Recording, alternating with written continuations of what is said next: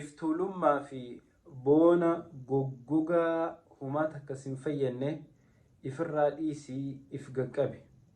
Nama if gaqqabe, nama tawaadu'a qabaate, nama kabaje, nama bakka isaan maltu dhaabbate rabbiitu sadarkaa itti godhee ol qaba.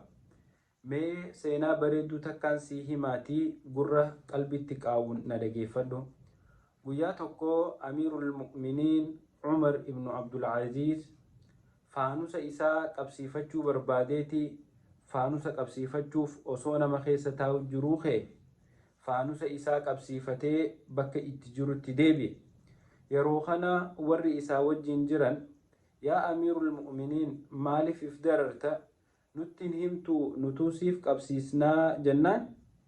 Hay faanusa qabsiisee deebi'uun kiyya humaanarraan irrisnee anumaa Umar ibn Abdul Aziz ka'eetiin anumaa Umar ibn Abdul Aziz deebi'ee ka'ee faanusa qabsiisuu tana keessatti haajumatiyya bahachuu malee wanni biraa taniin godhe takka illee nu hin jirtu jedhe. Kuni amala if gaqqabummaa, amara ani amiira mu'minaati namarratti if goggoduun qaba, mataa dhaabuun qaba, ol jejjechuun qaba jechuu sanii nama keessatti gaccabsa. Namni keenya ka'arraa aangoo xiqqoo takka qabu, bakka xiqqoo takka sadarkaa guddoo osoo hin tahin taa'u hangam takka nama tuffata, hangam takka arraba namatti dheerata, hangam takka ija namatti qaarsee nama laala, hangam takka afaaniin yeroo dubbatu si xiqqeessaa mee xiqquma laala.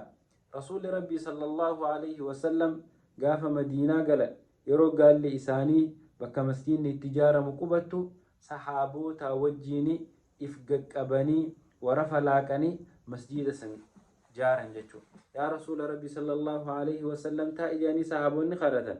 Rasuulli Rabbii sallallahu alaihi wasallam ummata dalagatti dhiisee isaan duubaa taa'uun barbaanne mudhii isaa hidhatee isaanii wajjin dalagaa san dalagee bakkaan ga'e.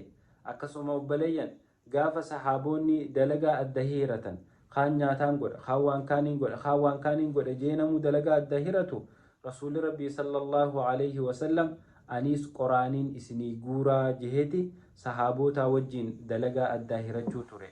Obboleessa kiyya obboleettii tiyya ol kaatee haajaa tee bahuu, haajaa nama baasuu keessa xiqqeenyi hin jiru. Ol kaatee haajaa tee godhattee deebi'uu keessa xiqqeenyi hin jiru. If goggootee, if guddistee, malaayikaa if fakkeessitee, goflaa baastee, nama ol taatee, nama gubbaa namatti gad haasa'uun san amala islaamaatii miti. Mataa kee gaqqabadhu, kabajaa ifi godhi, ifin tuttuulin, ifin goggodhin, waan si fakkaatu dalagi, waan sirraan fakkaanne irraa fagaadhu. Ammoo waan hunda ani tanarra guddoodha jettee ifin tuttuulin. Rabbi tawaadu'an waa kennu, Rabbi kabajaan waa kennu, Rabbi warra if gaqqabee Rabbiin ol isaan qabe Rabbi nu haa godhu.